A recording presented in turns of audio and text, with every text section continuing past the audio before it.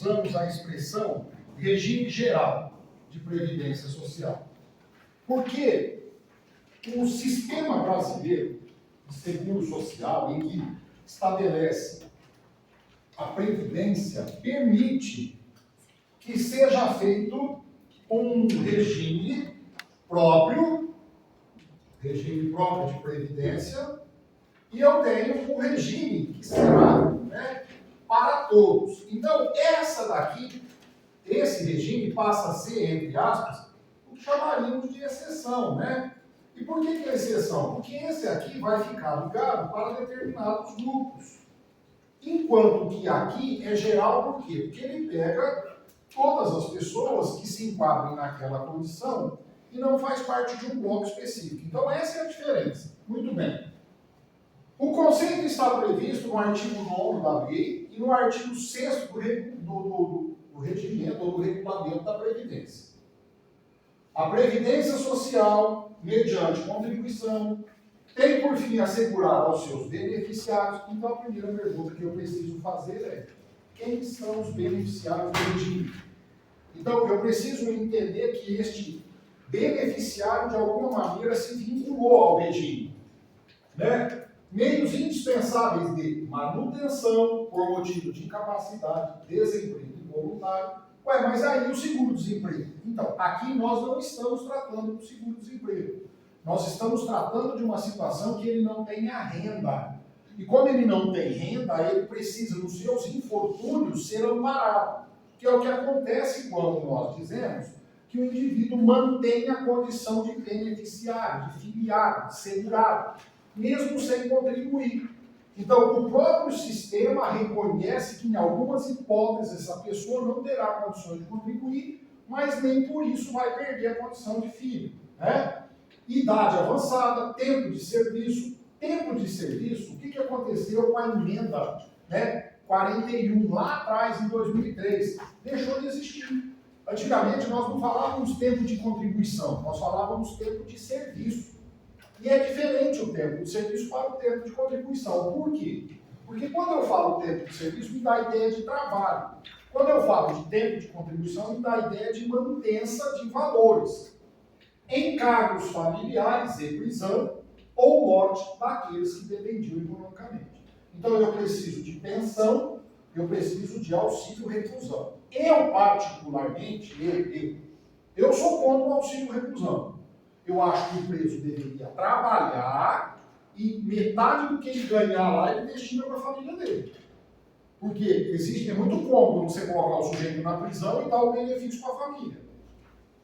Então, o pai de família tem que trabalhar o mês inteiro para ganhar menos do que ganha os dependentes do auxílio-reclusão. Porque o pai ganha 1.212 e o auxílio dependente é 1.635. Está tudo às avessas. Zé, todo preso ou o cara tem que ter tido, Não, ele tem que ter sido segurado. Ele tem que ter sido segurado, não é todo preso. Aí entra a questão do PPC. Segurado ou qualquer tempo? Segurado uma vez na vida? Não. Ele tem que estar segurado. Ele tem que ter tido condição de segurado. Não. Muito bem. É 1.635, não é um salário mínimo? Não, mas é o chamado salário de baixa renda. 1.600 e pouco. 1.600 e pouco. Muito bem, então vamos lá. Quem são os beneficiários do regime? Então, eu tenho os beneficiários que são os segurados, né? E aqui eu tenho empregado doméstico, trabalhador avulso, contribuinte individual, segurado especial. Como é que a gente denomina isso na prática? Como é que vai aparecer para você, né? Como é que eles usam? Normalmente eles usam assim, ó.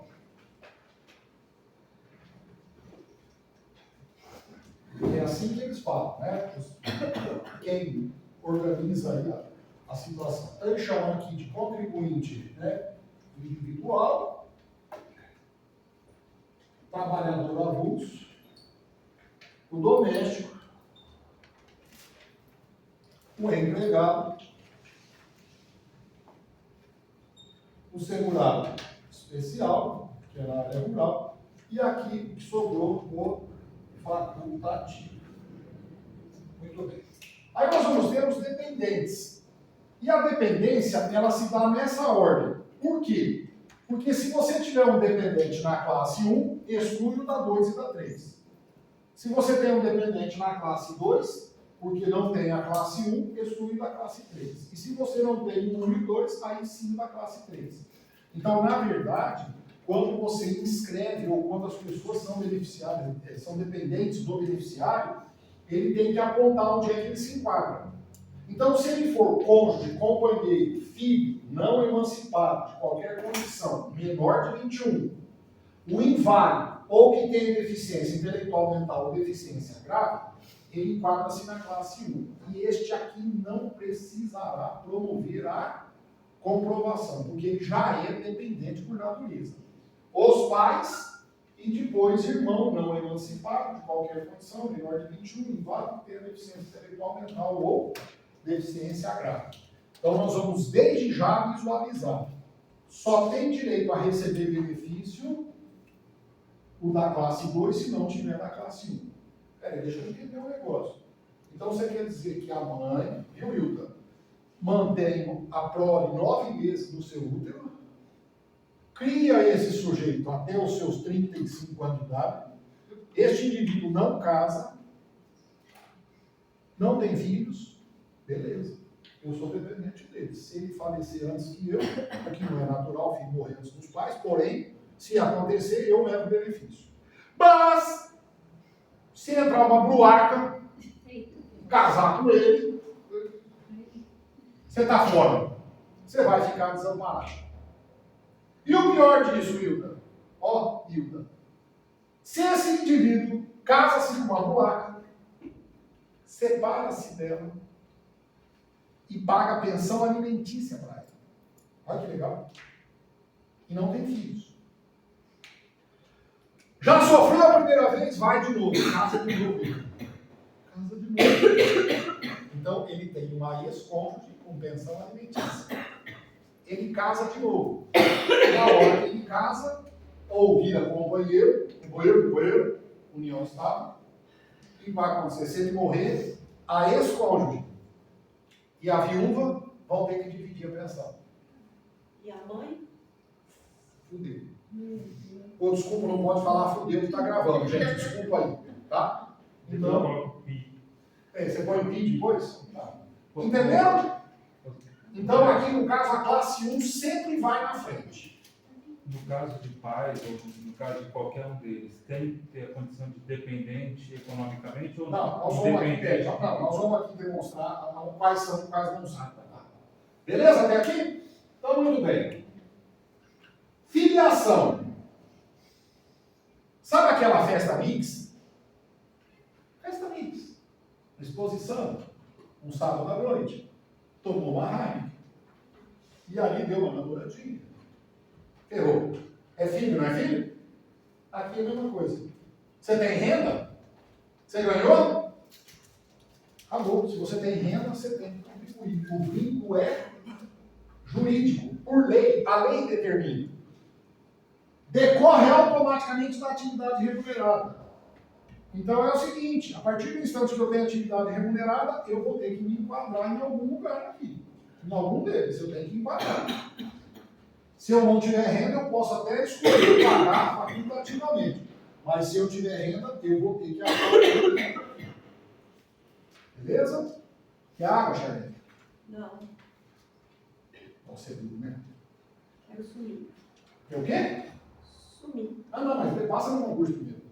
Porque você passa com 12 mil, né? Passa um com 12 mil, não é fácil. Início de atividade. Reporta-se ao pacto da prestação de serviço. Olha que interessante isso aqui. Mesmo que outro seja o momento do exercício ou pagamento. Então eu quero trabalhar na transportadora Transreal, que fica ali no distrito industrial. Eu sou motorista. Aí eu chego lá, faço a minha ficha, o indivíduo contrata, fala, beleza, está contratado. Só que é o seguinte, a primeira semana você vai ter que fazer uma viagem com o motorista, nosso, você vai com ele para São Paulo no caminhão, junto com ele. Porque lá você vai conhecer onde fica a filial, onde a gente faz a distribuição das mercadorias. Então, durante essa semana aqui, você vai simplesmente acompanhar o motorista. Você não vai pegar carreira, você não vai dirigir, para você ter noção. Beleza, 2 horas da tarde ele entra no caminhão. É filho do regime. Já foi. Ele está trabalhando para a empresa. Ah, mas ele está experiente, não importa. Ele está à disposição da empresa. É filho do sistema. Empregado, conformação da contratação do empregador já efetiva filiação. Acabei de dizer. Não interessa se o trabalhador já é aposentado ou se exerce outra atividade que o vincule a regime previdenciário distinto. Eu sou aposentado do regime próprio, SPPREV. E eu começo a trabalhar numa atividade, eu vou ser advogado de uma empresa, me contratou no setor de advocacia, de direito jurídico, e eu vou trabalhar para a Rodobens. Legal. Então, eu sou aposentado no regime, pago, não pago porque lá eu sou aposentado, mas eu comecei a trabalhar na Rodobens, então eu sou filho do regime geral, vou ter que pagar de novo. Ok? E também é relevante a nacionalidade do trabalhador, pois se exercer atividade no território brasileiro, já estará afiliado ao regime. Aí entra uma coisa aqui que nós vamos ver depois individualmente, salvo algum tipo de acordo internacional que o exclua. Então, por exemplo, eu sou brasileiro, ok? Eu pago para o regime geral. Tenho um amigo argentino que trabalha no Brasil. E eu pergunto a ele, você está recolhendo para quem? Se ele disser para mim, eu recolho para o regime argentino, então ele não é filiado aqui. Se ele não pagar para o regime argentino e tiver renda aqui, ele é obrigado a pagar aqui. Ok? Muito bem. A atividade deve ser lícita. Trabalho proibido cria situação jurídica de filiação automática. Trabalho permitido. Fogueteiro na favela. Polícia está chegando. Esse ganha? Ganha. Do tráfico? Ganha. É lícito? Não. Então esse não entra. Prostituição? Não entra. Jogo de azar? Não entra. Nada que seja ilícito é tratado como filho. Só se a atividade for lícita. Sistema contributivo. Quem está afiliado deve obrigatoriamente verter contribuições, mesmo o aposentado que volta a trabalhar. Então, não tem jeito. Tem renda, tem que pagar. Qual a exceção? É a filiação voluntária. Então, vou pegar o exemplo da minha filha, está fazendo faculdade. Se eu quiser pagar para a Isabela uma contribuição porque ela não tem renda, ela entra com facultativo. Ok? Zé, eu parei de trabalhar, eu não trabalho mais. Então, você é contribuinte individual, não porque eu não trabalho. Avulso? Não. Doméstico? Não. Empregado? Não. Segurado especial? Não. Parei de trabalhar e não tenho renda. Eu acho que eu vou contribuir como facultativo. Da onde você vai tirar o dinheiro não é problema meu. Não pode ser oriundo de atividade remunerada. Aí uma mesada que meu pai me dá. Você paga no seu bolso, não é oriunda de trabalho. Aí é voluntário, aí você é facultativo. A dona de casa, que não tem renda, trabalha nas atividades domésticas de casa. Ela não é empregada doméstica de outra pessoa. Ela é a dona da casa que trabalha em casa. Ela quer contribuir como facultativo, ela pode. Vinculação múltipla. Eu sou enfermeiro. Eu trabalho no período da manhã, das 5h30 da manhã, 6 horas, até as 2 da tarde, eu trabalho na Santa Casa. Das 4 da tarde até as 10 da noite, eu trabalho no HB. Eu sou médico, enfermeiro em 2 lugares. Eu contribuo para as 2 entidades. Até vai ter um negócio interessante aqui, que é assim. Tem um teto. É 7.022 e 7.000 e pouco lá, né? 82, 22. Pior que eu faço confusão.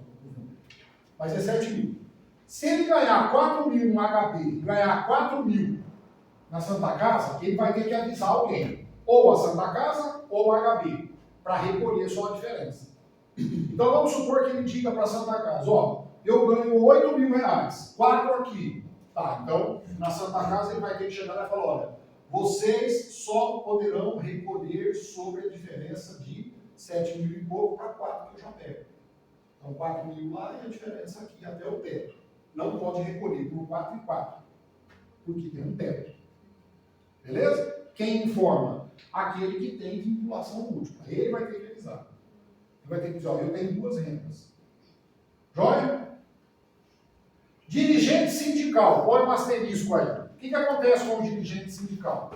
Então é o seguinte, imagina que eu trabalho numa gráfica, e aí, em razão de trabalhar na gráfica, eu fui escolhido pelos meus colegas para assumir o sindicato. Então eu vou ser o dirigente do sindicato durante um período de 1 ano, 2 anos, não importa. Qual a sua condição? Eu sou empregado. Empregado de quem? De uma gráfica X. Então, por ser empregado da gráfica, ao dirigir o sindicato para lá exercer uma função diferente, eu não perco o meu enquadramento. Então, mantém durante o exercício de mandato eletivo o mesmo enquadramento do regime de antes da investidura.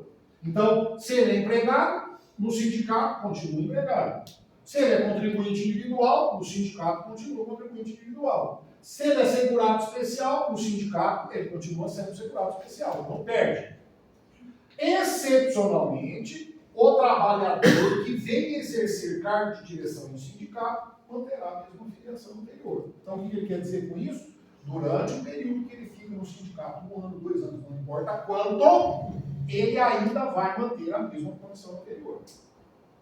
Tudo bem?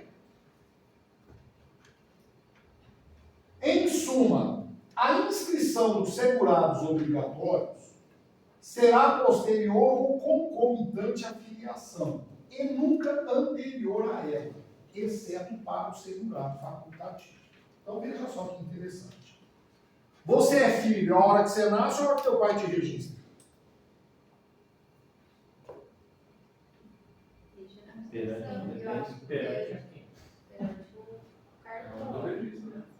Eu perguntei se você é filho quando nasce ou quando você registra que ele é filho. Nasceu já é filho, certo? Agora, o pai vai assumir, é outra história. O pai vai registrar, é outra história. Então, no sistema previdenciário, o que acontece? Os segurados obrigatórios, a partir do momento que ele tiver uma condição de renda, eu vou dizer que ele já é filho. Tá, então ele já é filho do sistema. Agora, eu preciso materializar a minha filiação. Então, agora eu já sou filho, eu preciso ir lá e fazer a minha inscrição. Muito bem. Legal? No segurado facultativo, o que acontece? Acontece o contrário. Por quê? Porque como ele não tem renda, ele não é obrigado a recolher. Então, se ele não é obrigado a recolher, e ele vai fazer o que quer, eu vou pedir para ele o seguinte, faz um favor para mim, primeiro você se inscreve, faz a sua inscrição, que eu vou te reconhecer. É como se eu buscasse você no sistema, agora eu te acho. Agora eu sei quem é você. E aí eu digo a ele, então, agora como eu sei quem é você, faz um favor para mim, faça o primeiro pagamento. Quando você fizer o primeiro pagamento, eu vou dizer, ok, agora você é meu filho. E no caso dos segurados obrigatórios, por que não precisa do pagamento? Porque no segurado obrigatório existe um documento chamado GFIP, que é Guia de Fornecimento de Informações Previdenciárias. Essa GFIP, ela entrega sempre no dia 7 do mês seguinte ao que nós estamos. Então, toda vez que houver uma situação de renda em que o sujeito é filho obrigatório, a GFIP já avisa. Então, a GFIP praticamente realiza a inscrição automática. E aí, por essa razão, ele já está inscrito. No caso do facultativo, não. Ele vai ter que se inscrever primeiro para o sistema reconhecer ele, para depois ele efetuar o pagamento. Então, por isso que ele fala, os segurados obrigatórios será posterior ou concomitante. O que significa posterior? A GFIP vai fazer ou concomitante, a hora que entrar já foi. Começou a trabalhar, já é. Com base no disposto de instrução normativa devidamente atualizada, vamos abordar detalhadamente alguns institutos. Antes de qualquer coisa, precisamos estabelecer a diferença entre filiação e inscrição. A esposa, a mulher grávida, constatou a gravidez, é filho. Quem é o pai e como vai se chamar a criança é depois. Beleza? Muito bem. A filiação é o vínculo jurídico estabelecido entre o segurado e o INSS, do qual decorrem direitos e obrigações para os dois. Então, isso é filiação. A inscrição, olha, eu quero que você grita. Ato formal. Então, a inscrição é a documentação, né? É o cadastro feito junto ao INSS. Gente, vocês vão gabaritar essa prova. Eu creio, eu sinto, eu vejo isso. Sabe? Em Loas. Em Loas vocês vão gabaritar. Em raciocínio lógico, eu não sei. Informática, estou na dúvida. Português, nós vai, nós fomos, nós por dentro, também está difícil. Brinda, você confia em você? Você é aquela pessoa crédula, fala, eu vou conseguir. É assim? É preciso de uma mesa aí, filha? Obrigada. Então, se você não acreditar que você é capaz, quem é? Sabe essas coisas? Eu tive isso aqui é história de vida. Eu tive um escrivão, sentava lá no centro de Olá. Era a pessoa mais velha da sala. Fazendo cursinho para a Polícia Civil. Juro, lá quando você senta lá. Só que a sala era virada para cá, ele sentava lá. Aí ele passou na primeira fase, passou na segunda, aí tinha a prova oral. Aí ele foi lá na delegacia me procurar. Não foi aqui, foi lá, me procurar. Ele chegou lá e falou assim, ó, vai ter a prova oral do escrivão? E eu acho que eu não vou fazer. Eu falei, por quê? É porque é o seguinte, eu já tenho quase 50 anos, eles vão me reprovar. Eu falei, você já fez a prova? Ele falou, não, mas eles vão me reprovar. Eu falei, por quê? Porque eu tenho 50 anos. Olha, se você falasse para mim que eles vão te reprovar porque você é feio, eu até concordo. Agora, você tem 50 anos, não. Você está louco? Ah, mas a minha mulher fala que é jogo de carta marcada. Eu falei, então larga da tua mulher. Porque se numa hora dessa, só falta uma fase, a tua mulher falar que isso é jogo de carta marcada para você não ir, bate nela. Tá louco? Sei. Moral da história. Foi lá, fez a prova e ficou em segundo lugar. Entra na academia para dar aula para eles, ou um tipo curso na sala. A hora que eu entrei e falei assim, quem aqui é mais velho da sala? Eu sabia, né? Quem é a pessoa mais velha da sala? Ele fez assim. Falei, não, levanta o braço, documento. Levantou o braço. Você lembra o que você falou para mim? Lá na sala da delegacia, você não ia passar porque você tinha 50 anos? Dá uma olhada do teu lado. Tudo bebezão aí, ó. Você tem 50 anos, está dando show nessa molecada toda aqui. Então é o seguinte, se você não acredita em você, ninguém vai. É assim, Marcelo. Ou você acredita que você é capaz, ou então ninguém vai acreditar. Porque se você não acredita, olha no espelho e fala, eu vou acertar pelo menos uma de direito previdenciário. Você tem convicção. Você fala, não, eu sou capaz. Pelo menos uma. Já começa bem. Para a filiação do segurado facultativo, aqui, que representa ato de vontade dele, depende da inscrição formalizada. Então, primeiro ele se inscreve e depois ele vai fazer o pagamento, né? Não podendo retroagir, não permitindo o pagamento de contribuições relativas às competências anteriores ao início da opção. Então, imagine que eu ganho na loteria. Eu ganho na loteria um dinheiro bom, eu vi o seguinte, eu vou lá, vou recolher 180 contribuições para trás, para eu ser segurado no sistema. Não pode. Não posso fazer isso. Por quê? Porque primeiro eu tenho que fazer a inscrição para depois eu pagar. Então não tem como eu pagar retroativo se nem filho eu era. Não pode o segurado facultativo fazer sua inscrição dentro do mesmo mês em que cessar o exercício da atividade de filiação obrigatória. Vocês vão entender por quê. Ou o pagamento de benefício previdenciário. É simples. Eu tenho meu período de manutenção. Eu só perco a condição de filiado obrigatório depois de um determinado tempo. Então, se eu sou filiado obrigatório, tá, e eu tive auxílio doença, e eu não posso trabalhar mais, e ainda não tenho aposentadoria, eu não posso fazer pagamento, porque eu sou obrigatório. Então, eu sou empregado. Tá, sou empregado no sistema. E aí eu deixo de trabalhar. eu vou lá direto e falo, ó, eu quero pagar como facultativo. O INSS não deixa. Porque ele vai virar para você, calma. Tem o período de manutenção da qualidade de segurado. O INSS permite que você ainda fique segurado sem pagar. Depois que passar esse período, aí tudo bem, você pode pagar como segurado facultativo. Mas antes disso não tem jeito. Muito bem. Mas isso em qualquer situação? Não. A manutenção da condição de segurado obrigatório nós vamos ver lá na frente. Eu não vou misturar aqui agora, você não vai fazer. Tem as condições. Se você prestou serviço militar, se você ficou acidentado, se você deixou de ser empregado, se você perdeu o emprego, tem as condições. Eu não vou mexer agora, porque senão depois fica ruim. Mas tem. O servidor público aposentado, qualquer que seja o regime, a que esteja vinculado, não permite a filiação facultativa. Então, se você é servidor, você tem um regime próprio. Então, o que você quer ser facultativo? Não dá. Vai lá no teu regime. Tudo bem?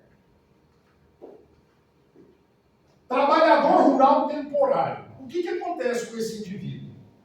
Possui uma regra própria. A filiação do trabalhador rural contratado por produtor rural pessoa física. Então, o produtor rural pessoa física, se ele tiver uma propriedade com menos de 4 módulos fiscais, igual ou menor a 4 módulos fiscais, quem que determina o módulo fiscal? É o município. O município que estabelece qual é a metragem da área.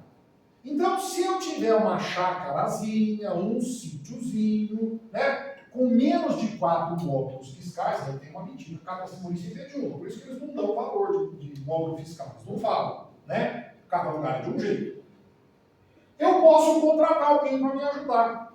Então, por exemplo, seja uma horta, seja para retirar leite de uns animais, seja para colher milho, algodão, o que quer que seja. Então, ele pode trabalhar, esse indivíduo aqui, até 2 meses dentro do período de 1 ano. Então, em 12 meses, eu posso contratar pessoas para trabalhar para mim dentro de, no máximo, 2 meses. O que eles entendem que seja isso? A colheita. Então, assim, o produtor rural, pessoa física, que trabalha em módulo fiscal menor de 4, ele vai cuidar das coisas dele por conta dele. E no momento que ele necessitar de ajuda, ele vai pedir ajuda. Então, neste caso, decorre automaticamente de sua inclusão na GFIP. Então, o produtor rural, pessoa física, vai ter que dizer para o INSS que aquele sujeito foi contratado para trabalhar 2 meses na fazenda, no sítio. Aí vem o aluno e pergunta, e se passar de 2 meses, o que vai acontecer? Ele vai virar empregador. E até então ele é avulso. Pode ser avulso, se ele for contratado por intermédio do sindicato. Ou ele vai ser segurado especial, se ele for contratado pelo produtor rural ali. O que é módulo fiscal? É uma área, uma medida 4 estabelecida. módulos. Quais são esses? O que são esses 4 módulos? Medida de terra. Tipo alqueire? Tipo alqueire. Hectare. Então ele estabelece módulos fiscais, a quantidade de espaço dentro de uma área. Normalmente na Previdência não se usa medidas. Depois, se você quiser, você vai lá e escreve lá, Mirassol. Qual é a unidade de módulo fiscal para o município de Mirassol? Vai te dar lá, por exemplo. Sei lá quantos hectares que é, 1, 2, não sei quanto é. Entendeu? Cada um é de um jeito. Se enquadrar em um desses módulos. Para obter a filiação automática em função de sua inclusão na GFIP, o trabalhador rural deverá. Então veja só, o produtor rural, pessoa física, professor, mas ele é leigo, ele é uma pessoa simples, ele não sabe como faz. Isso é outra questão, esse aspecto, né, de materialização das coisas. Então ele vai ter que ter um contador, ele vai ter que ter talão de produtor rural, ele vai ter que procurar que seja a DIA lá, a divisão de agricultura, ele vai ter que correr atrás, não é assim, tem informação. Muito bem. Ser contratado por produtor rural pessoa física, respeitando o prazo máximo de 2 meses de trabalho dentro de 1 ano. Ou ser contratado por pessoa rural produtor jurídico, independente do limite supracitado. Então, se ele trabalhar acima de 2 meses, ele vai virar empregado. Ok? Então, isso que ele está dizendo. Tudo bem? A idade mínima para ingresso, asterisco aí, isso é perigoso. Nós temos um problema aí com essa idade, né? A idade mínima para ingresso no regime atualmente ocorrerá, em regra, aos 16 anos. Porque a Constituição Federal estabelece que ninguém pode trabalhar com menos de 16 anos. Aí ele diz, cabe exceção, é o menor aprendiz. Só que o menor aprendiz, ele tem que ser registrado num processo ou num programa entre uma empresa e provavelmente, né, para aprender uma atividade. Então, neste caso, que poderá ingressar no regime a partir dos 14 anos e pode se estender até os 24. E não existe limite máximo de idade para o ingresso. Aí alguém poderia dizer, mas ele tem idade para aposentar. Mas ele nunca trabalhou. É o príncipe Charles. Tem 73 anos, sem idade do bicho, e ele nunca trabalhou, segundo dizem. Né? Então, neste caso, se ele começar a trabalhar, como é que vai contribuir para aposentar? Não vai dar. Por quê? A idade ele já tem, mas não vai ter tempo de contribuição. Se ele tiver que contribuir por 15 anos, 73 com 15, vai ser complicado. Né? Então, é essa a ideia que nós temos aqui nesse sistema. Beleza? Então, por que eu estou pedindo você ter cuidado? Porque quando eu falo que aos 16 anos é um trabalhador comum, quando é aprendiz é 14 até os 24, aí a pessoa assusta. Mas até 24 é um programa de aprendizado. Muitas crianças trabalham com idades inferiores. Essa atividade sujeitar-se à filiação obrigatória exercida com idade inferior legalmente permitida. E será considerada como tempo de contribuição a contar de 12 anos, desde que comprovada mediante documentação contemporânea e não segurada. É aspecto jurídico. Então, se você conseguir provar que uma criança trabalhou aos 12 anos, o que vai acontecer? Você vai responder pela legislação trabalhista. E a criança não tem nada com isso. Então, via de regra, não pode. Agora, cuidado veneno, uma cadeirinha do Weber lá, né? Então, o que nós vamos fazer aqui? Exercício de atividade prestado de forma gratuita ou voluntária não gera filiação obrigatória à Previdência Social. Então, vamos supor que eu, José Augusto, vá, né, trabalhar de cuidador de uma senhora. E aí, tem renda? Não. É voluntário. Essa pessoa foi cadastrada lá no centro espírita, né, como uma pessoa que necessita de ajuda. Aí o grupo do centro diz, olha, nós precisamos de alguém que contribui, colabore com a Dona Maria, prestar uma assistência lá para ela. Eu vou. Na minha relação com ela, eu sou o quê? Empregado doméstico? Não. Eu sou empregado dela? Não, porque ela não é pessoa jurídica. Eu sou contribuinte individual? Não, porque eu não presto serviço remunerado. Eu sou avulso? Não, porque não se enquadra no modelo. Eu sou segurado especial? Não, porque eu não tenho, né, vínculo com áreas de trabalho rural. Eu sou facultativo? Não, porque eu não contribuo. Então eu sou o quê? Nada. Eu sou um cuidador só. Então isso não gera filiação. Segundo Ivan Kersten, que é um autor, tá? É um dos autores de direito previdenciário para concurso. Eu tenho o livro dele, vou ser honesto. Entre ele, o Hugo Góes e o Amado, o Frederico Amado, a doutrina dele tem mais coisa, mas é mais difícil para achar. O Hugo Góes é molecão, moço jovem, né, assim como eu. Então, no caso, o material dele é mais fácil para identificar. Tá? Mas não precisem se preocupar com isso, porque essa apostila que eu tenho de vocês, eu fiz um contexto, juntei com todo mundo. Então está tudo aí. Segundo o Ivan, o segurado pode estar trabalhando e filiado à Previdência, mas não estar inscrito. É o que ocorre com diversos segurados que trabalham no mercado informal. Olha o que ele é. Desculpa, aqui. Contribuinte individual. Aí o sujeito tem mania de falar que ele é autônomo. Eu sou autônomo. Né? O que você faz? Eu trabalho com biscate. Eita, o que é isso? Trabalha com quem? Não é com quem. Com o quê? Eu vendo produtos da rua. Simples. Rede. Né? Eu trabalho onde?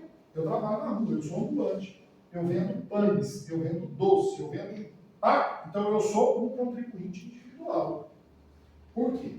Porque eu não dependo de empresa, porque eu não presto serviço em residência, porque eu não trabalho na área rural, porque eu não estou vinculado por meio de nenhum sindicato ou GLO. Então eu sou contribuinte individual, tenho renda. Isso permite que qualquer segurado obrigatório efetue recolhimentos e atrasos relativos a períodos anteriores à inscrição, desde que comprove ter exercido remunerado. Isso é um pega.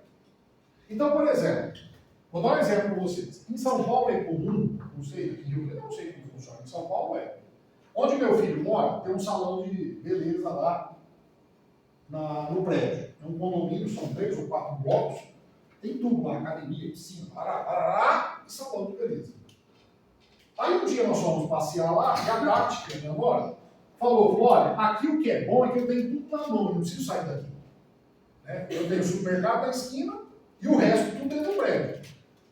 Aí nós falamos, porra, tudo dentro do prédio? Aí ela falou, até salão de beleza. Mas tem funcionário que faz aqui? Ela falou, não. Aqui em São Paulo é comum as moças fazerem o trabalho de unha, pé, mão. Aliás, eu acho engraçado isso, Marcelo. Caso já não vem unha e pé, porque toda vez que você fala que a mulher fala, vou fazer o pé, eu fazer a mão, mas já não vem mão com pé? É doido, né? E aí, o que elas fazem? Elas vão nos prédios. Então ela pega a maletinha dela e ela vai no prédio. A moradora não sai de casa, desce só e faz lá embaixo. É comum isso lá. Ela é empregada doméstica? Não. Ela é avulsa? Não. Ela é rural? Não. Ela é facultativa? Não, porque ela tem renda. Então sobra o quê? Contribuinte individual. Então ela é uma pessoa autônoma. O que ele está dizendo no texto? É o que ocorre com diversos segurados. Então assim, a pessoa, ela é filha, mas ela não se inscreve. E aí, permite-se que o segurado obrigatório, filho, efetue requerimentos em atraso, relativos a períodos anteriores à inscrição. Então, veja só, ela não se inscreveu, mas ela quer se inscrever. E aí ela chega lá e diz, ó, o negócio é o seguinte, eu trabalho como contribuinte individual, né, há 2 anos, e eu não me inscrevi. Porque no caso do empregado ou do doméstico, a gente faz a inscrição na GFIP. O contribuinte individual não tem jeito, ele tem que ir lá se inscrever. E ela não foi. Então ela chega no balcão e fala, eu quero fazer minha inscrição. Ah, beleza, tá aqui, filho, pode começar a recolher. Não, mas eu queria recolher os atrasados. Tá bom, aí calcula os atrasados, juro, correção, multa, calcula tudo e você pode recolher. Por que o facultativo não dá para recolher? Porque não existia. Beleza? A inscrição é o ato formal em que o segurado fornece dados necessários para a sua identificação na autarquia previdenciária. Em geral, a filiação ocorre antes e a inscrição depois. Caraca, como é que eu vou lembrar disso? É só você lembrar do seu filho. Primeiro ele está no ventre, para depois registrar no cartório. Via de regra é assim. Qual a exceção? É o facultativo. Que primeiro você faz a inscrição, depois, né, seria um bebê de proveta. Primeiro nós combina, né, e depois a gente faz o bichinho.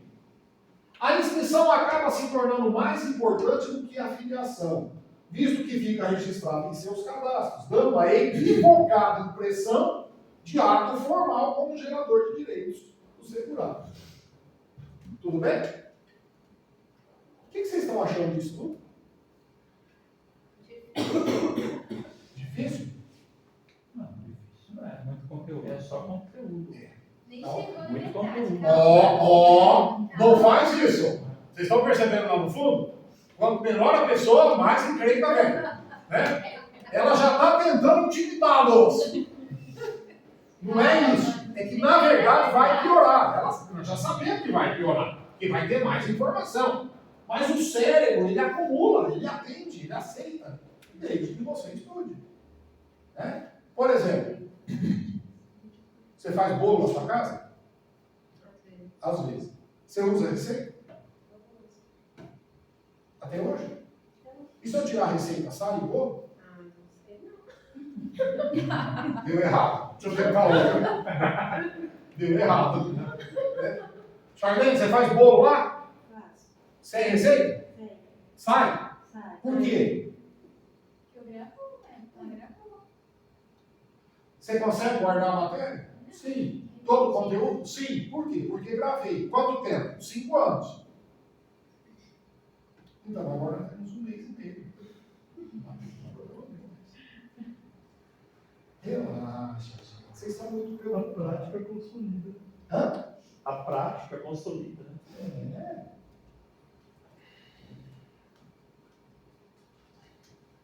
Dá tudo certo. Pode ter certeza que uma todo mundo vai acertar. Pelo menos uma. Zero, isso é garantido. É só acreditar que uma Tudo certo, tudo errado, de uma vai dar certo. vai. Se vier um escrito certo lá. Vocês escutaram? Vocês escutaram o que ele falou? Se pelo menos vier uma na prova escrito certo, a gente acerta. Puta que pariu, tá assim. A pessoa física é identificada pelo Cadastro Nacional de Informações Sociais, por intermédio do NIT. Então, quando você vai no INSS, vocês, futuros técnicos de seguro social, a primeira coisa que você vai perguntar para a pessoa, qual é o seu NIT? Né? Ou seja, qual é o seu número de inscrição, né? Para a gente poder identificar o trabalhador. Então, é o NIT na Previdência, pode ser PIS-PASEP, que no meu caso era PASEP, né? Pode ser o número do cartão do SUS, que é o cadastro único, número de identificação social emitido pela Caixa, pessoas que têm BPC, recebem benefício de prestação continuada. Será único, pessoal e intransferível, independente de alterações da categoria.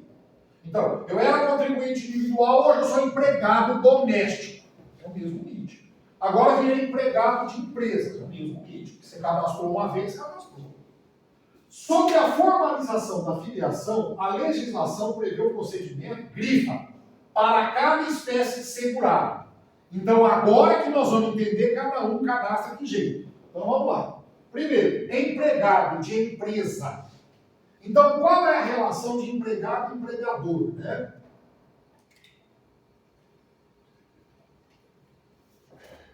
Vocês foram votar, não foram? Vocês tiveram que pôr o dedo lá no cadastro? Por quê? Eu não fiz o meu cadastro digital, biometria. Eu não fiz. Aí eu perguntei à moça, nossa, minha filha demorou muito. Demorou demais, gente. Nossa, eu para voltar, gastei quase 1 hora para voltar. Eu estava indignado com aquilo. E as funcionárias que estavam lá trabalhando de mesário, uma estava morta, a outra estava dormindo, a outra acho que estava prestes a morrer. Eu nunca vi um povo tão, mas tão desanimado, sabe? Parece que está lá. Eu já vi. E o pior não é isso. O pior é que eu voto na mesma sessão desde 18 anos. E elas estão lá desde 18 anos, são as mesmas. Eu estou com 57, então você imagina que menininhas novas que estão lá. Né? Nossa, foi um... Aí eu cheguei, ela pegou e falou assim, com certeza, o cadastro biométrico. Eu falei, não, põe o dedo aqui. Mas grossa. Aí eu pus o dedo lá, ela falou assim, aperta.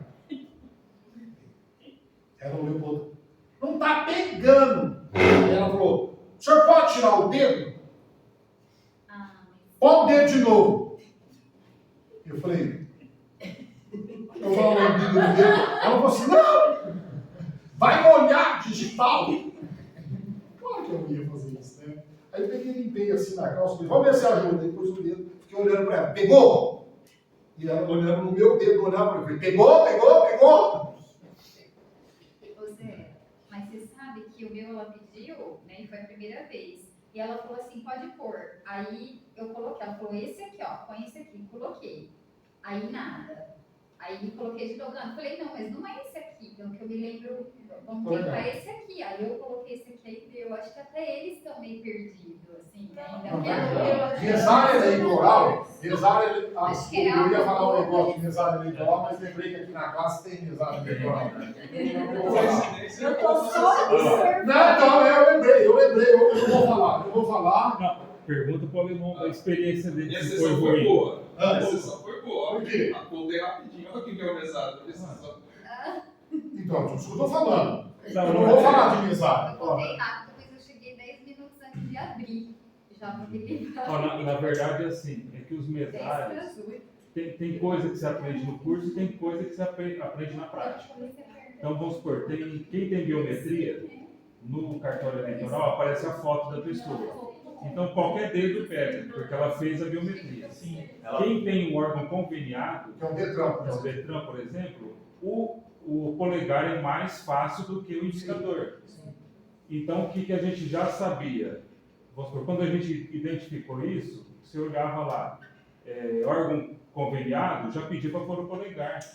Então, do nosso, deu 200, deu certinho a biometria e 16 deu errado. Entendi. Agora teve lugar que... Então, mas porque você que está trabalhando lá, porque você é homem. Mas até mesmo essa percepção depende da vontade. É só você provocar. Mulher gostosa é você provocar. E na classe sempre tem uma que espana rápido. Aqui na classe nós já sabemos quem espana rápido. Você falou lá no fundo, o negócio ecoa. Depende do tamanho. Normalmente... Sim! Como é que chama aquele cachorro pequenininho? O pincher, é o pincher. Então vamos lá. Para o empregado. O empregado tem relação com o empregador. Então, o empregador tem que mandar a relação de RAIS para o Ministério do Trabalho. Ele tem que mandar informações para o imposto de renda, né? Tem que fazer a cédula aí. Então, existe uma série de cadastros que obrigatoriamente a empresa tem que fazer. Então, pelo preenchimento de responsabilidade do empregador dos documentos, basta a assinatura do contrato para ser considerado inscrito. Por quê? Porque obrigatoriamente eu vou ter que mandar a GFIP.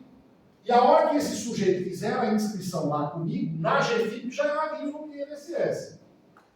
Para o trabalhador rural temporário, segurado e empregado, não segue a regra, uma vez que sua filiação decorre na inclusão da GFIP pelo contratante. Então, em suma, não há figura de trabalho no temporário. Só que os dois são GFIP. No empregado tem contrato de trabalho. No trabalhador contratado temporariamente não tem contrato de trabalho. Então, por isso que, mas os dois são feitos pela GFIP. Trabalhador avulso. O trabalhador avulso quem é? São as pessoas que trabalham por intermédio do OGMO, que chama órgão gestor de mão de obra no porto. São as pessoas ligadas ao porto, são os portuários. Ou trabalha por intermédio do sindicato. Então vamos supor que eu tenho uma fazenda de laranja na região de Bebedouro e eu quero contratar apanhadores de laranja. Como é que eu faço? Eu vou até o sindicato da cidade e digo, olha, eu preciso de 30, 40 pessoas para apanhar laranja na minha fazenda, no meu sítio. Então essas pessoas serão chamadas de trabalhador avulso. Por quê? Vai lá, colhe a laranja para mim e vai embora, não é meu empregado. Pelo cadastramento no sindicato ou no OGMO, com a inclusão no cadastro nacional, né, proveniente da declaração da GFIP. Então, a inscrição do avulso pressupõe o cadastramento e registro, ou no OGMO ou no sindicato. Empregado doméstico é a mesma coisa daqui. Tem um empregador doméstico e um empregado doméstico. Quem ainda não possui cadastro, a inscrição será feita pelas informações prestadas pelo segurado, declarando sua condição, exercício ou atividade. Então, a Sirlene, que é a moça que cuida da minha mãe, quando a Flávia foi contratada, e é um negócio legal, né? Porque ninguém quer pôr no nome, né? Então, meu pai falou, não, ela não vai ser minha empregada. Meu irmão falou, nem minha, meu irmão também nem minha. Então, essa mulher vai ser empregada de quem? Tua! Ah, entendi. Então, ela é minha empregada, né? E ela cuida da minha mãe lá. Aí eu perguntei, Sirlene, você já trabalhou? Não sei se eu tinha registro. Aí eu fiz uma pesquisa pelo CPF, o CPF dela. A hora que eu pus o CPF dela no sistema e-social empregado doméstico, já apareceu. Então significa que ela tinha o NIT, né? Ela já tinha o cadastro. Então, que já possui o cadastro mediante inclusão de atividade ou ocupação, né, com base nas informações que ele prestar para identificação e classificação. Então, a hora que eu cadastrei ela no e-social, já foi direto. O INSS já tomou conhecimento que ela trabalha para mim. Professor, esse sindicato aqui, ele responde por todas, por esses contratantes aqui, os contratados dele perante o INSS. É ele que manda toda a documentação, ele que faz Tem coisas que sim, tem coisas que não. Nós vamos ver depois. Tá, mas ele tem uma obrigação, sim. Ao prestar as informações, o empregador doméstico deverá apresentar o documento que comprova a existência de contrato de trabalho com o empregador. Então, né, os dois têm. Contribuinte individual, asterisco aí. Esse aqui é diferente. Quem não possui cadastro, a inscrição será feita pelas informações prestadas por ele ou por quem contratar ele. Quem já possui o cadastro, mediante a inclusão da atividade ou ocupação, deverá ser observado no primeiro pagamento. Então, se eu sou contribuinte individual e eu vou trabalhar pela primeira vez, eu preciso me inscrever. Eu já sou filho, mas eu preciso da inscrição. Então, ele vai lá no INSS, compra aquele carnezinho que a gente encontra nas livrarias, preenche, paga, põe o número do NIT dele. A hora que pôs o número do NIT, pronto, fechou. Mas ele já era filho. Agora, se ele já é filiado, a hora que põe o CPF dele ou o NIT dele, o sistema corre.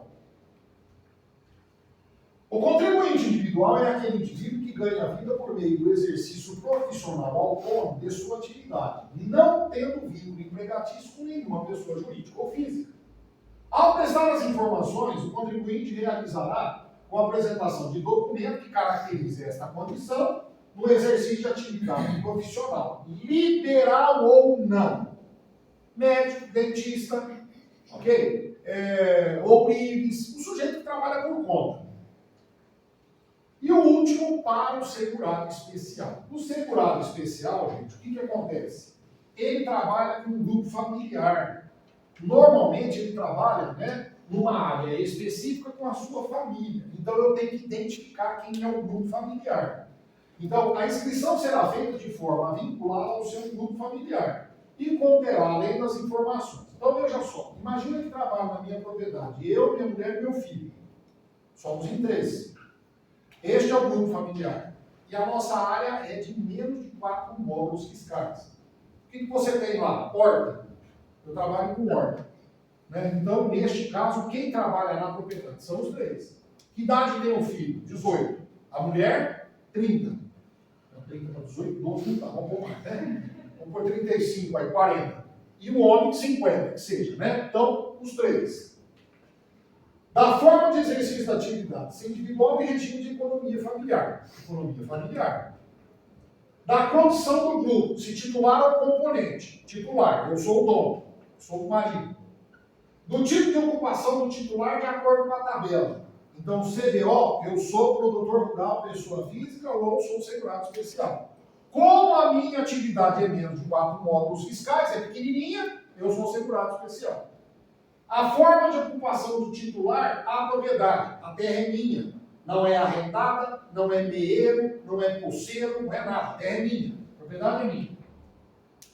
Propriedade que desenvolve atividade, se nela reside ou município onde reside, quando for o caso, a identificação e inscrição da pessoa responsável pelo grupo, podendo ser exigida pelo INSS, comprovação dos documentos que informem sobre isso.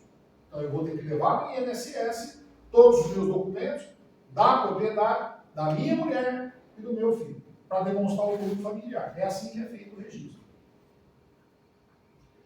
As informações sobre o segurado constituirão um cadastro de segurado especial, podendo o INSS firmar convênio com municípios, estados, etc. Então, às vezes, para facilitar, o INSS, ao invés de ficar se preocupando com isso, manda o município cadastrar. Qual é a sua propriedade, seu João? Ah, eu tenho 4 módulos fiscais aqui na beira do riacho tal. Tá. Então tá bom. Qual que é o nome da propriedade? Tal. Quem que mora nela? O município já cadastra. E aí o INSS não precisa se preocupar com isso. O segurado especial integrante do grupo familiar que não seja proprietário e que desenvolve sua atividade deve informar no ato da inscrição o CPF do parceiro ou meio otorgado, arrendador, comodante ou assemelhado. Então assim, eu sou o seu João, minha propriedade, eu deixei 2 módulos fiscais para fruta, hortifruti granjeiros e 2 para pasto. Plantação de mandioca, milho, sei lá o quê. Quem vai trabalhar lá? Eu tenho um parceiro lá. Então, eu tenho que identificar quem é o parceiro. Porque tem renda que vai ganhar.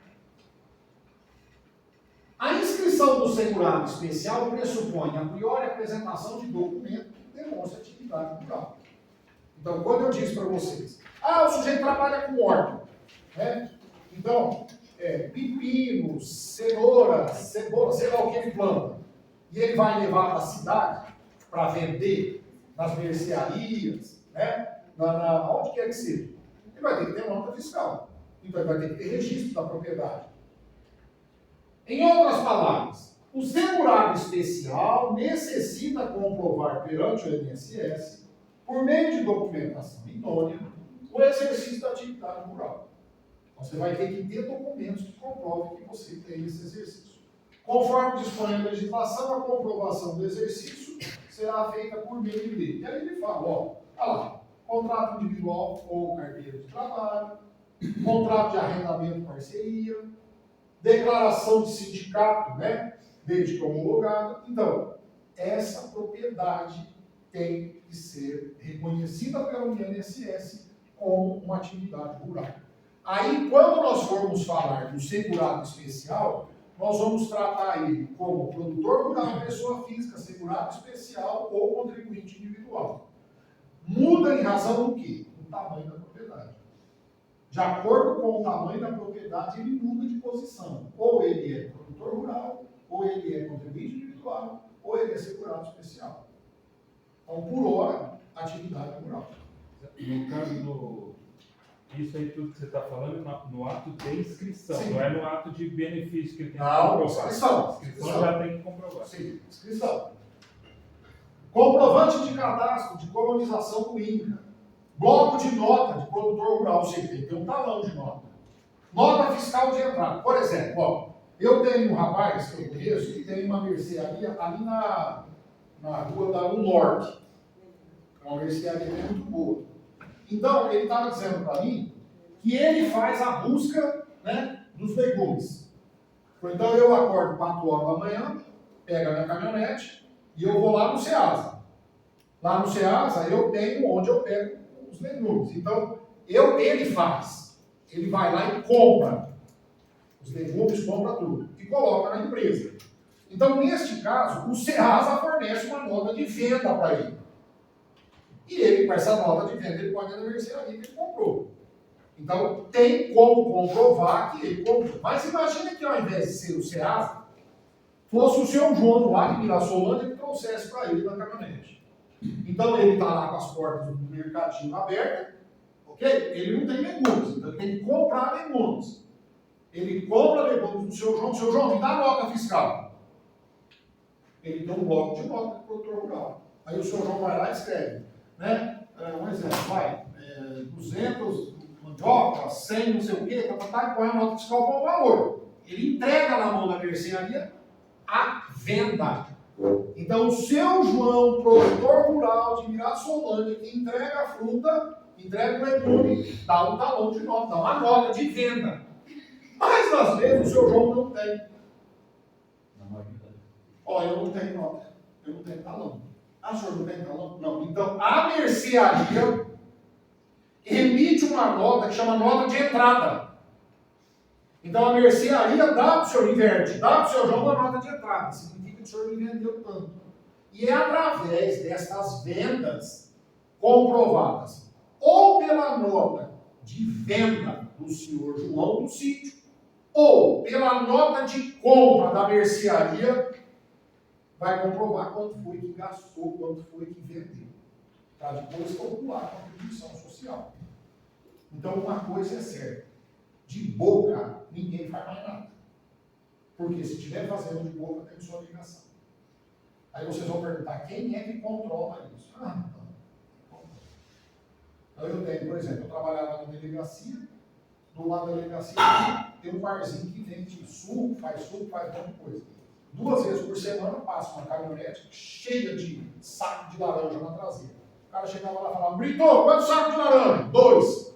Pegava 2, põe um saco de laranja no chão, 2, pegava o dinheiro e ia embora. Não, mas cadê a nota fiscal de venda? Cadê a nota fiscal de compra? Sem nada, de boca. Aí como é que ele controla o quanto vendeu? Só por isso.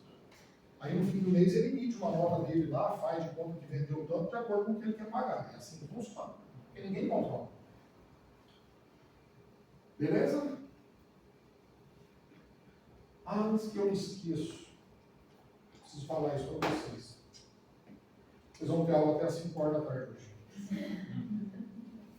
Beleza? Mas a tarde é bom, a tarde é português.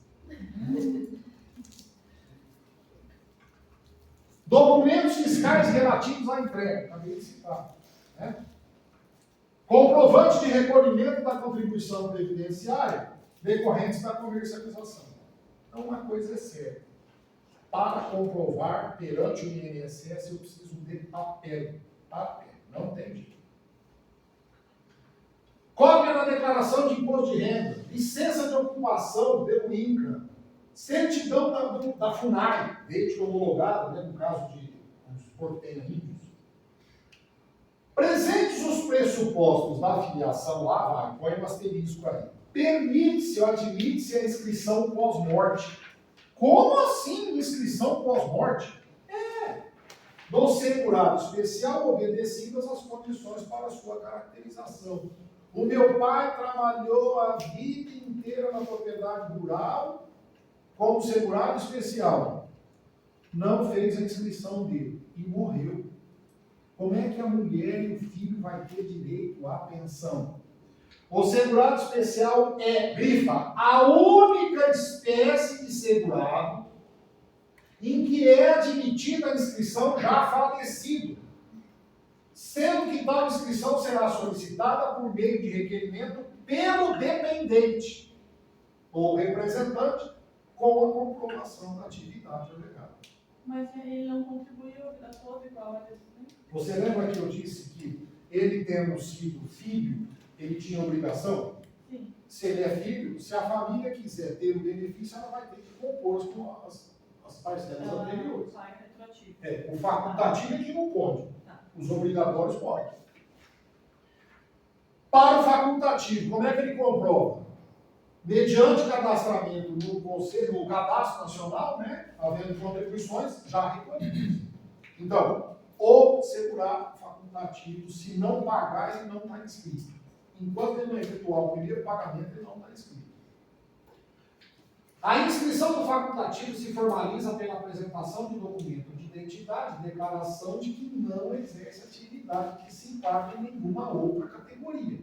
Então, você, técnica do Seguro Social, no balcão, você vai perguntar para o sujeito: o senhor tem atividade remunerada? Ele vai falar: não. Assina, por favor, essa declaração, o senhor não tem. Para constar, o segurado facultativo é exatamente aquela pessoa que não tem atividade remunerada e não enquadraria em nenhum outro lugar. Se ele tiver possibilidade de ser enquadrado em algum lugar, cai por dentro. Beleza?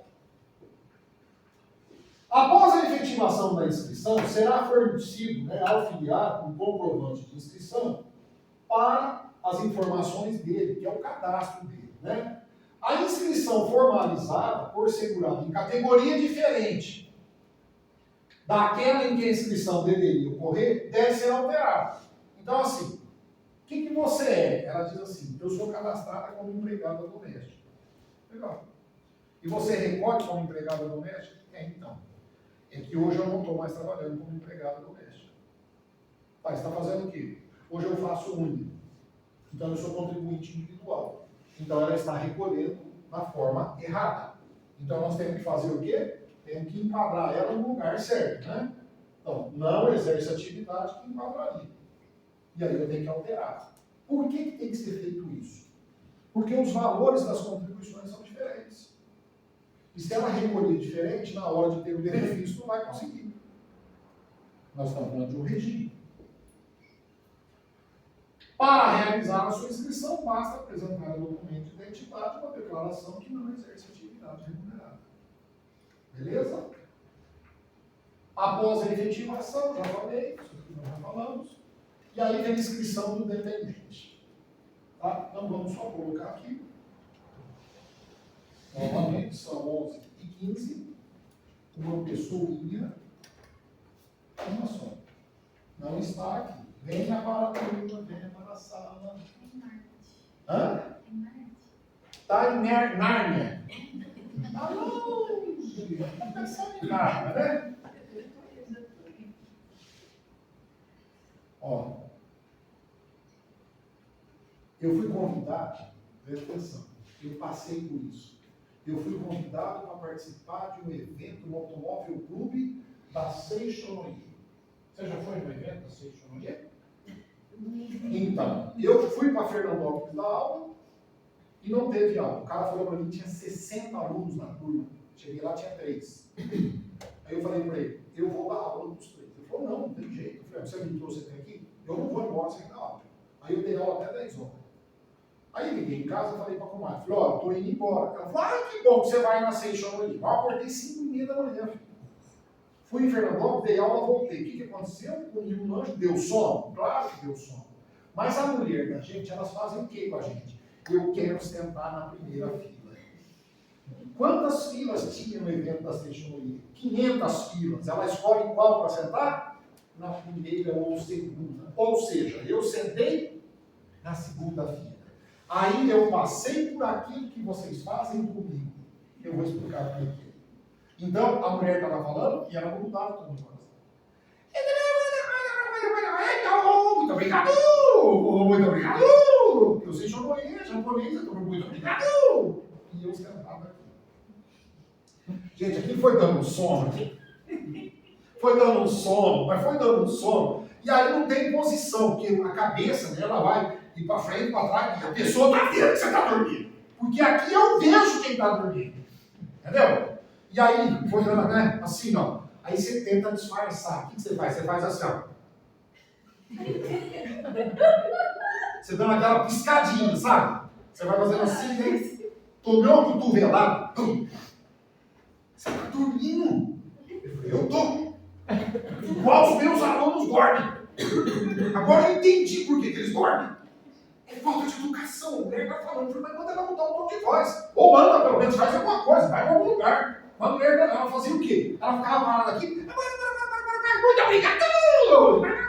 Muito obrigado! Puta que pariu, não aguenta. Ela dormiu, deu 4 bocejadas aqui, 4 bocejadas. Ah, que até gosta de bocejar. A pessoa vai. E outra, tem gente que fica na parede. Nossa, eu. Encosta aqui, ó. É aqui. Aí faz assim. Aí depois faz isso. Põe o olho de dentro. Fecha o olho de dentro. Fica só de fora. Então fica aqui, ó. Meio olho. Puta merda. É brincadeira.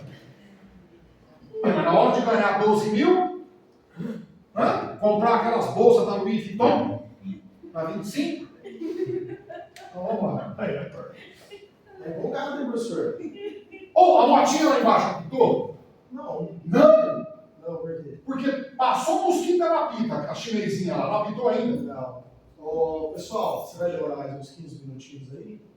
Vai mais. Tá, beleza. Alguém vai sair, pretende sair antes? Eu vou trancar a porta para eu ir buscar a cria lá. Então, aí alguém vai chegar lá, entendeu? Vai lá, Uber. É pai turista. Leva, Não, mas qual que é? leva, busca. Não, mas não é. Até 15 por vídeo, meia hora. Então, beleza. Eles não estão aguentando mais, vai. Oi? Eles não estão aguentando mais. Você imagina a tarde. Você já avisou para eles que quarta-feira é o mesmo esquema de hoje? Não tinha falado. Vamos lá. Quero ver a aprovação aqui. Quero ver todo. Quarta-feira vai ter aula na terça-noite e quarta de manhã sua? Sim, querida. Não. Tem alguma reclamação para fazer? Não, é porque aí não dá tempo de estudar a matéria, não fica tudo tumultuado de novo. Foda-se. Não tem jeito. O que eu poderia fazer, ou eu de manhã e eu à tarde, não muda nada. Você tem algum recurso para impetrar? Gente! Tudo tem que ser levado à alegria! Vai lá. Eu vou pedir para vocês fazerem uma leitura. Então, segunda. A partir de 2002, caramba, faz tempo, hein? 20 anos atrás, com a advento da Lei 10.403, incumbe ao dependente promover a sua inscrição, quando do requerimento do benefício, Marcelo. Então, quando é o dependente que precisa, ele tem que ir lá comprovar que ele é dependente. Classe 1, classe 2 ou classe 3. Então, veja só. Conforme dispõe a legislação, a inscrição de dependente será promovida quando do requerimento do benefício. Porque quem tem que estar cadastrado é o beneficiário, que é o segurado. Não existe a possibilidade de realizar a inscrição do dependente em outra situação. O INSS não quer saber quem são os dependentes. Deixa que a hora que o dependente precisar, ele busque. Essa é a ideia. A própria legislação separa os dependentes em 3 classes, né? Então vamos lá. Preferenciais ou classe 1. Então, cônjuge na frente, filhos. O que eles têm que apresentar? Certidão de casamento ou, né, nascimento. Companheiro ou companhia. O que acontece aqui? Presta atenção para a gente poder entender. Vamos supor que uma pessoa casou-se, o outro, e separou. Então, ela tem que averbar a separação. O divórcio tem que estar escrito na certidão, no verso dela que se separou. Vamos supor que essa pessoa conviva com outra pessoa. Tem 2 hipóteses. Se ele é divorciado, ele casa de novo, então é cônjuge. Mas às vezes não casa. Ele faz o que se denomina hoje união estável. E aí na união estável, para algumas pessoas, não importa fazer a declaração de união estável. Porque essa união não é tão estável. Então daqui a pouco o pau vai quebrar, a pessoa não quer fazer. Né? Mas normalmente se faz. Então você vai no cartório, e aí acontece o cartorário perguntar: escuta, vocês não querem casar de novo no cartório? Ou vai fazer união estável? Tanto faz, um ou outro, os direitos são iguais. Então ele está dizendo: acompanhei ou companheiro, documento de identidade, certidão de casamento com a averbação da separação judicial do divórcio, quando um dos companheiros ou ambos já tiverem sido casados ou de óbito, se for o caso. Então é importante você pensar: eu convivo com fulano. Tá, você tem certidão de união estável? Você tem certidão de casamento com esse segundo sujeito? Não tem. Então você vai ter que provar de outra forma. Ninguém está dizendo que você não vai ter o direito, você vai ter que provar de outra forma. Muito bem. Equiparado a filho, que são os enteados. Certidão judicial de tutela, em se tratando de enteado. Certidão de casamento do segurado, de nascimento do dependente. Então, por exemplo, eu sou casado com A. A tem um filho. Então tem que ter uma certidão de casamento nossa e uma certidão de nascimento dele, que não é meu filho. Observado o disposto da legislação que afirma que, no caso de equiparado a filho, a inscrição será formalizada mediante comprovação de dependência econômica. Então, o enteado tem que depender economicamente dele para poder fazer essa inscrição, né? O enteado e o menor que esteja sob tutela, desde que não possua os bens que garante a educação dele. Então, o enteado tem que ser o dependente econômico. Para os dependentes de segunda classe, os pais, certidão de nascimento do segurado e documento de identidade deles. Não tem dependência econômica dos pais. Independente disso. E para os de terceira classe, o irmão. Então, certidão de nascimento. Os companheiros e companheiras devem comprovar a união estável perante o INSS, inclusive para os companheiros do mesmo sexo ou para. Antigamente não existia. Então, hoje aceita-se, né, no caso, a homoafetividade. 2 homens, 2 mulheres, não importa. Por suas vezes, os pais e os irmãos devem comprovar a independência econômica em relação ao segurado. Então, você vê que na primeira hipótese, ela não tem, né? Ó, tá? Certidão de nascimento ou casamento. Aí, quando chega para os filhos, aí ele diz, tá? Dependência econômica. Joia? Então, os pais e os irmãos terão que comprovar. Lá na primeira, no número 2 não fala, aqui fala. A legislação previdenciária ainda traz que os pais ou irmãos deverão, para fim de concessão, comprovar a inexistência de dependentes preferenciais. Então, cônjuge, ex-cônjuge, se tiver, o pai já caiu por terra, e o irmão também. Né? Deverá provar perante a Previdência que não existe limite de aliança na classe preferencial. Posso matar o da preferencial? Não, não pode, vai ganhar. O homicídio aí que você vai ganhar mesmo. Tá? Então, de qualquer maneira, você tem que comprovar. Aí vem a história do menor que estuda, que faz faculdade. E a outra coisa que vem é a ideia de 18 anos. Por que eles falam menor de 21? Porque a Casa Civil da Presidência da República editou um texto dizendo que seria aos 21, e não aos 18. Então, hoje, o filho maior de 18 anos, ele já é independente, ele é totalmente capaz. Né? Porém, para a Previdência Social, ele tem que ser menor de 21. Então, o dependente menor de 21 anos deverá apresentar a declaração de não emancipação e, se maior de 18, de não ter incluído nenhuma das situações explicadas anteriormente. Tem filhos hoje com 50 anos que moram com os pais, é isso? Tem? Tem? Eu acho que tem. Depende do pai? Tem. Vocês lembram do Chico Anísio? Ah, bom, nossa, Chico Anísio, vocês estão de brincadeira. Hilda, você lembra do Chico Anísio? Você lembra que ele tinha um personagem que morava com os pais? Que ele falava, eu sou jovem, pai, eu sou jovem. Jovem. Pô, pai. Ô, pai, que é isso, pai? Né? Eu sou jovem. É mais ou menos isso aí. O Vinícius uma vez falando para mim. Não sei se eu contei para vocês? Foi na turma da polícia que eu contei.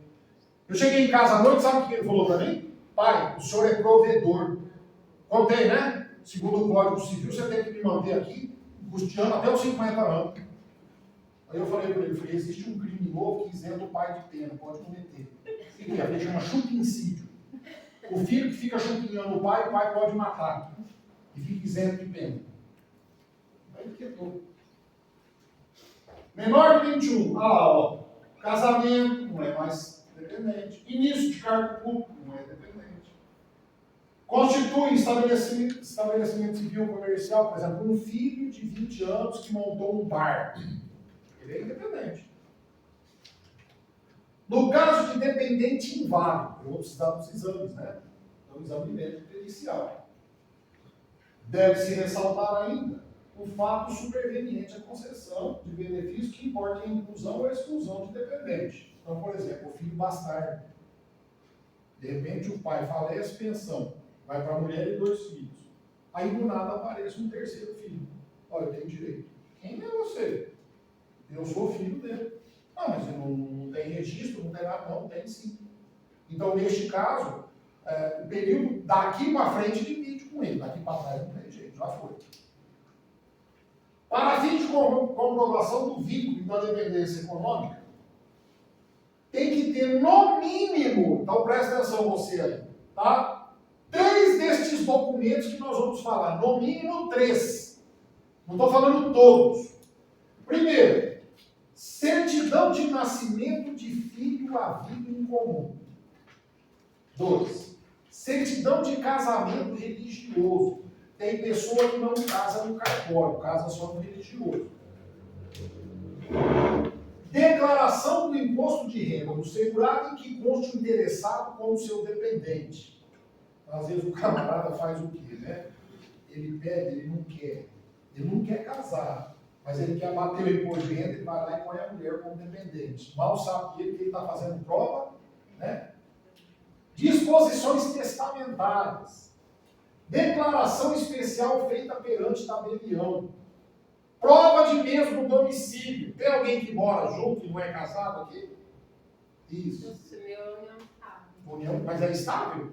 É estável, tá. Por enquanto, o documento não é estável. É união estável. Você tem documento? Foi no cartório? Não, aí não tem problema, né? Prova de encargos domésticos evidentes e existência de sociedade ou comunhão nos atos da vida civil. Gosta de aparecer na igreja abraçadinho? Já foi. Procuração ou fiança reciprocamente outorgada. Conta bancária conjunta. O que é isso aqui? Loucura.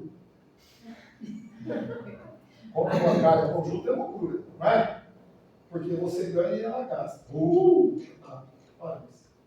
Registro em associação de qualquer natureza onde consta interessado como dependente do segurado.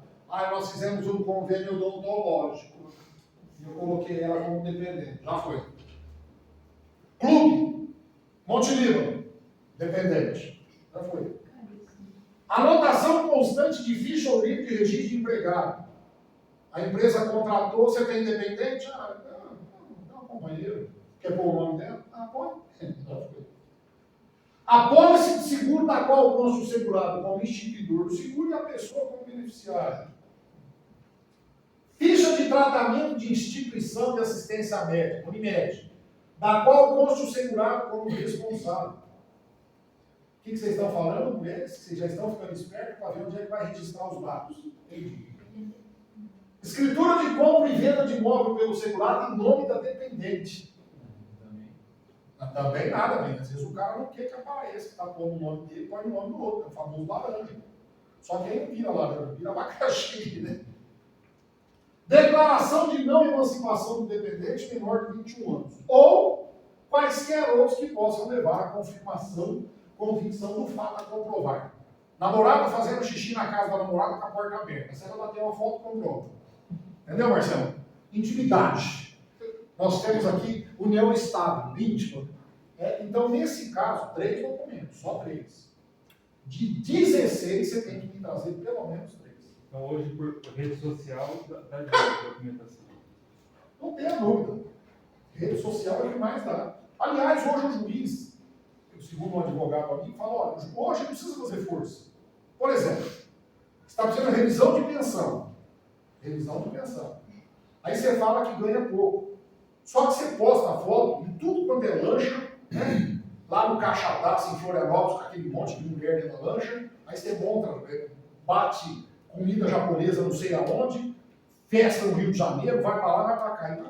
E o advogado só vai juntando foto. Fala, doutor, anda de moto, aquelas 1.200 da BMW, vai lá para o Rio do Rastro, Serra do Corvo Branco, vai só passeando.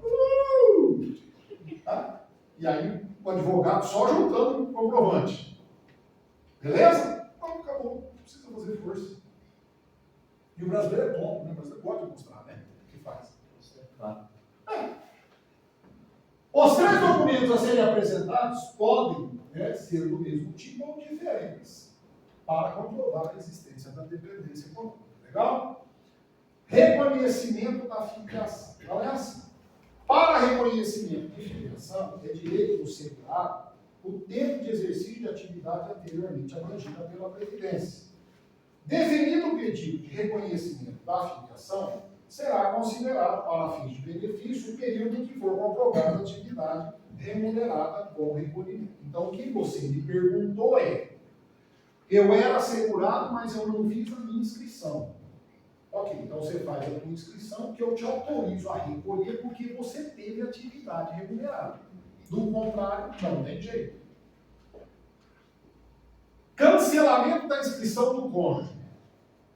Então, eu não quero mais ela como minha dependente.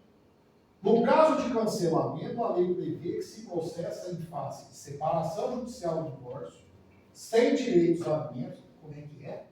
Se você se separar e ela tiver direito, não são os filhos, estou falando dela, pensão para ela. Certidão de anulação de casamento, óbito ou sentença transitada no julgado. Então, para esposa tornar-se esposa, aliás, é um nome interessante, isso, né, Marcelo? Eu sempre achei. Né? Por quê? Esposa. Apesar de ser com S, mas já não dá a ideia de que vai ser esse. Não vai durar estranho, né? Tinha que chamar poça. E aí, você está casado? Quem que é a sua poça? Porque se é ex, vai largar. Né? Não vai ter jeito. É isso, Rafa? Acho que é. Você acha que é, né? Por isso que eu não casei. Nem uma vez? Ah.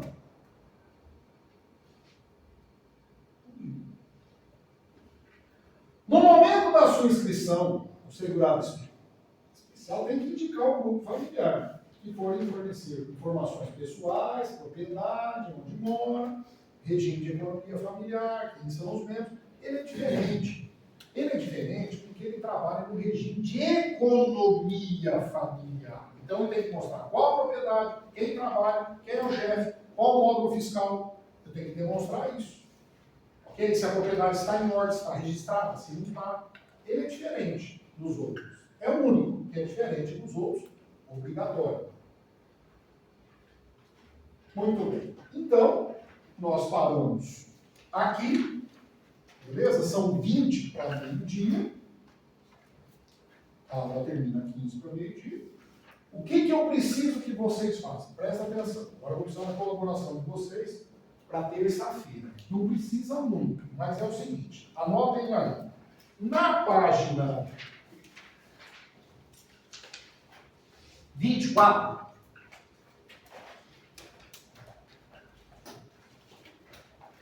nós temos exercícios. Certo? 24. Depois, nós temos exercícios na página 33.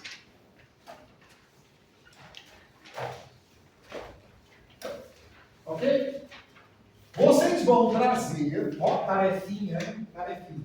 Vocês vão trazer prontos esses exercícios para terça-feira. A hora que eu chegar aqui na terça-feira à noite, eu já vou começar a corrigi-los.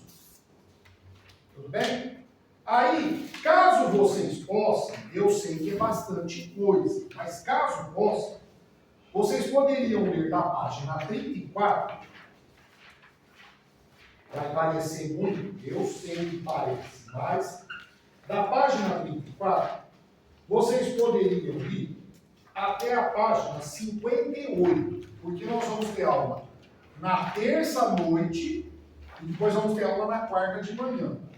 Então, nesse intervalo aí, nós vamos tratar de todos os segurados e vamos começar a falar do financiamento. Então, se vocês conseguirem dar uma olhadinha, dar uma passada na hora do almoço, né? Se você tiver um tempinho entre o horário de trabalho e vir para cá à noite, dá uma lidinha, a hora que chegar em casa de noite, dá uma olhadinha, só para falar, bom, eu passei por cima. Tudo bem? Da 34 até a 58. Professor, desculpa, no slide anterior eu não achei, no slide anterior desse caso, eu não achei aqui na apostila que página que tá. Cancelamento da inscrição? Não, ele tem o cancelamento da inscrição do cônjuge e tem uma outra partezinha depois.